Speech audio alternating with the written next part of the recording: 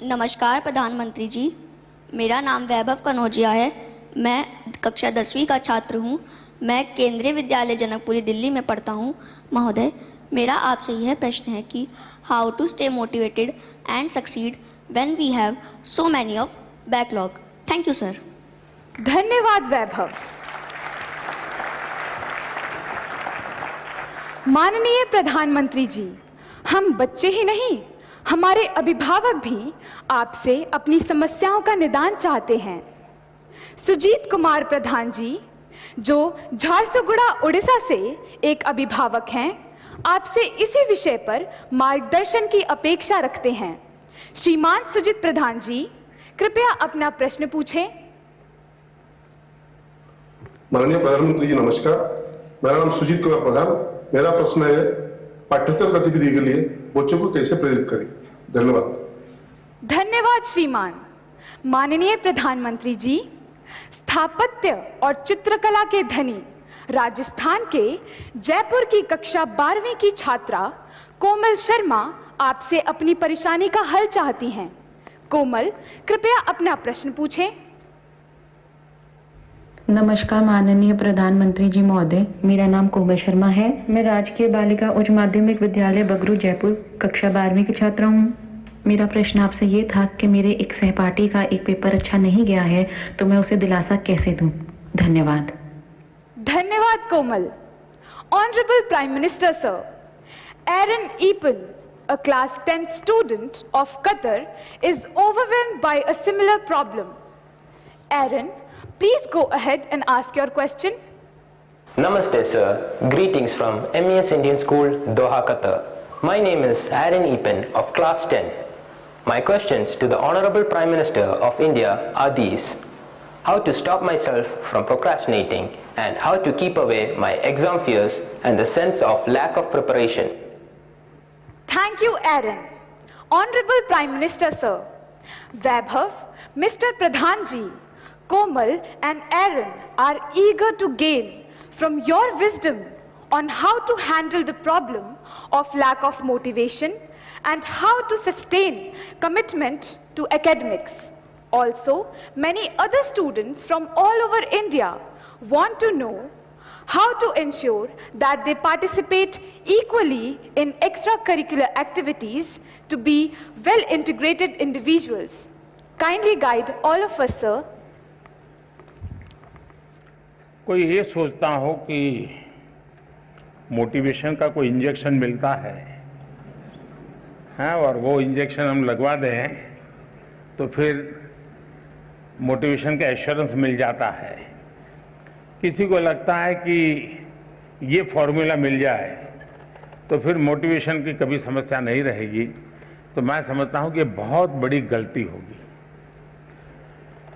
लेकिन पहले तो खुद को आप ऑब्जर्व कीजिए कि आप वो कौन सी बातें होती हैं जिससे पूरी तरह डीमोटिवेटेड हो जाते हैं। आपको पता चलेगा। आप दिन भर देखेंगे, सप्ताह भर देखेंगे, महीने भर देखेंगे तो आप पकड़ पाएंगे कहाँ जब ऐसा होता है तो मुझे लगता है वो मैं कुछ नहीं कर सकता, ये मेरे लिए कठिन है।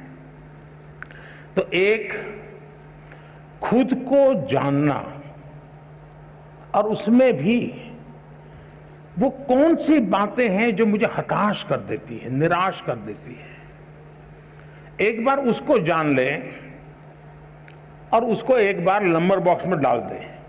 ठीक है, फिर आप कोशिश कीजिए कि वो कौन सी चीजें हैं जो सहज रूप से आपको मोटिवेट करती हैं। जो बातें सहज रूप से आपको मोटिवेट करती हैं उसको आप आइडेंटिफाई कीजिए। मान लीजिए आपने कोई बहुत अच्छा गाना सुना, सिर्फ उसका संगीत नहीं, उसके शब्दों में कुछ चीजें ऐसी है कि आपको लगता है हाँ यार, सोचने का तरीका ये भी हो सकता है। तो आपने देखा होगा कि आप अचानक नए सिरे से सोचना शुरू कर देते हैं। किसी ने आपको बताया था? नहीं बताया था, लेकिन आपने खुद को तैयार किया था कि वो कौन सी चीजें हैं जो मुझे मोटिवेट करता, आपने पकड़ लिया। तो आपको मन करेगा हाँ ये मेरे लिए बहुत काम की चीज है। इसलिए मैं चाहूंगा कि आप स्वयं के विषय में जरूर एनालिसिस करते रहिए, उसमें किसी और की मदद के चक्कर में मत पड़िए। बार बार किसी को ये जाके मत कहो यार मेरा मूड नहीं है, मुझे मजा नहीं आता है। फिर आपके अंदर एक ऐसी वीकनेस पैदा होगी कि हर बार आप सिंपैथी चाहेंगे।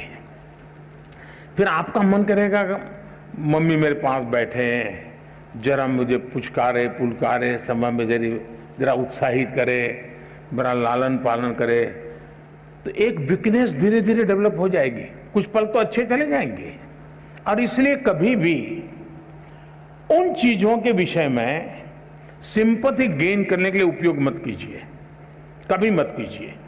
है जीवन में मुसीबतें आई, निराशा आई, हताशा आई, मैं उसको खुद जीऊंगा, मैं उससे जम करके उससे जंग करूंगा और मेरी ही निराशा, मेरी उदासीनता को मैं ही खत्म कर दूंगा, मैं ही उसको कब्र में गाड़ दूंगा।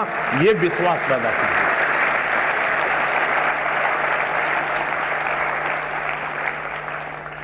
दूसरा है, हम किन चीजों को ऑब्जर्व करते हैं। कभी कभी कुछ चीजों को ऑब्जर्व करने से भी हमें बहुत प्रेरणा मिलती है। अब मान लीजिए आपके ही पर घर में एक 3 साल का बच्चा है, 2 साल का बच्चा है, उसको कुछ लेना है लेकिन उसके लिए बड़ा मुश्किल है। आप दूर से देखते रहिए कि वो गिर जाएगा, पहुंच नहीं पाएगा, थक जाएगा तो थोड़ी देर चला जाएगा, फिर आएगा, फिर कोशिश करेगा। मतलब आपको वो सिखा रहा है कि ठीक है मेरे लिए मुश्किल है लेकिन मैं अपनी कोशिश नहीं छोड़ूंगा। ये मोटिवेशन क्या किसी स्कूल में किसी ने पढ़ाया था क्या? उस 2 साल के बच्चे को कोई प्राइम मिनिस्टर गया था कहने के लिए क्या? किसी प्राइम मिनिस्टर ने समझाया था क्या? अरे निराश मत हो जा बेटे, खड़े हो जा, दौड़ो, ऐसा कहने गया था क्या? जी नहीं। ईश्वर ने एक इनहेरेंट क्वालिटी हम सब में रखी हुई है जो हमें कुछ न कुछ करने के लिए वो ड्राइविंग फोर्स बनती है। छोटे बालक में भी होता है। हमने कभी इन चीजों को ऑब्जर्व किया है?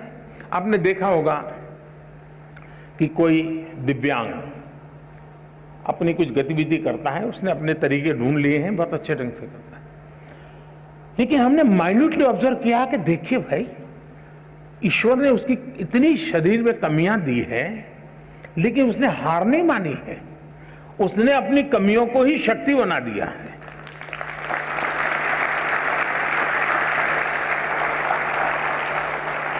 और वो शक्ति खुद को तो दौड़ाती है, वो खुद शक्ति अगर देखने वाला नहीं, ऑब्जर्व करने वाला जो निरीक्षण करता है उसको भी प्रेरणा देती है। हम कोशिश करें हमारे आसपास जो चीजें हैं उसको हम उस रूप में ऑब्जर्व करें, उसकी वीकनेसेस को ऑब्जर्व ना करें, उस कमियों को उसने कैसे मात किया है, उन कमियों को वो कैसे मात करता है, उस प्रक्रिया को बारीकी से देखिए। आप फिर अपने आप को उसके साथ कोरिलेट करेंगे कि हाँ, मैं ऐसा होता है तो मैं भी शायद ऐसा कर सकता हूं। ईश्वर ने तो मुझे हाथ पैर सब बहुत बढ़िया दिया है, मुझे तो कोई कमी नहीं है, मैं क्यों चुप बैठा हूं? आप खुद दौड़ने लग जाएंगे। और इसलिए मुझे लगता है कि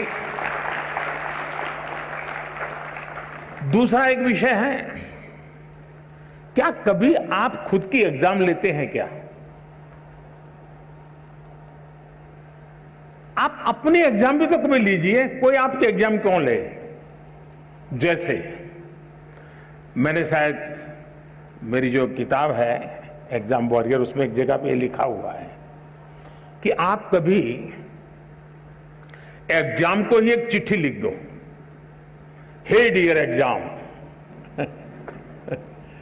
और उसको लगो अरे तुम क्या समझते हो, मैंने ये तैयारी की है, मैंने ये तैयारी की है, मैंने ये मेहनत की है, मैंने इतना प्रयास किया है, मैंने ये पढ़ा है, मैंने ये लिखा है, मेरी इतनी नोटें भरी हुई है, मैं टीचर के साथ इतने घंटे बैठा हूँ, मैंने मम्मी के साथ इतना समय बिताया है, मैं मेरे पड़ोसी के छात्र ने अच्छा काम किया तो उसके जाकर अरे मैं इतना सीख करके आया हूँ, तुम कौन होते हो मेरा मुकाबला करने वाले।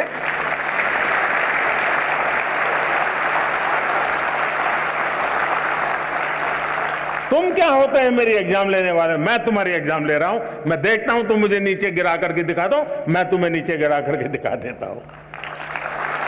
कभी तो करिए। कभी कभी आपको लगता है कि भाई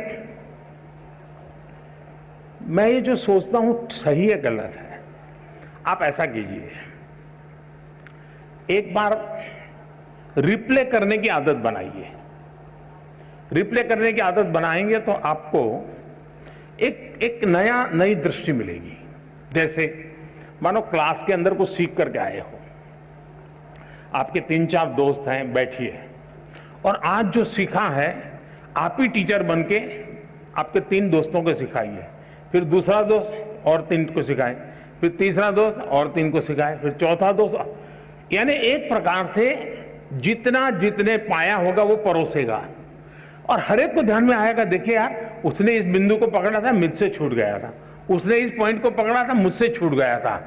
चारों लोग जब रिप्ले करेंगे उस बात को और खुद आप करेंगे, किताब नहीं है कुछ नहीं है, सुना है, आप देखिए वो आपका अपना बन जाएगा।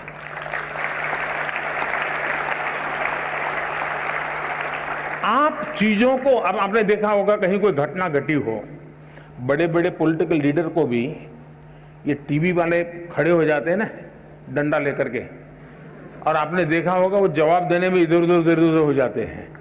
कुछ लोगों को तो पीछे से प्रॉम्प्टिंग करना पड़ता है, आपने देखा होगा। लेकिन एक गांव की महिला है, कहीं एक्सीडेंट हुआ है और कोई टीवी वाला पहुंच गया, उसने बेचारी को टीवी क्या है मालूम भी नहीं है और उसको पूछ लिया। आप देखिए बड़े आत्मविश्वास के साथ वो सारा वर्णन कर देती हैं कि ऐसा हुआ था, फिर ऐसा हुआ था, फलाने आए थे, टिकने आए थे, ऐसा यानी परफेक्टली चीजों बता। क्यों? क्योंकि उसने जो अनुभव किया उसको वो आत्मसात कर लेते हैं और उसके कारण उसको रिप्ले बड़ी आसानी से कर लेते हैं। और इसलिए मैं मानता हूं कि आप अपने आप को खुले मन से इन चीजों से जोड़ेंगे तो कभी भी निराशा आपके दरवाजे पर दस्तक नहीं दे सकती है।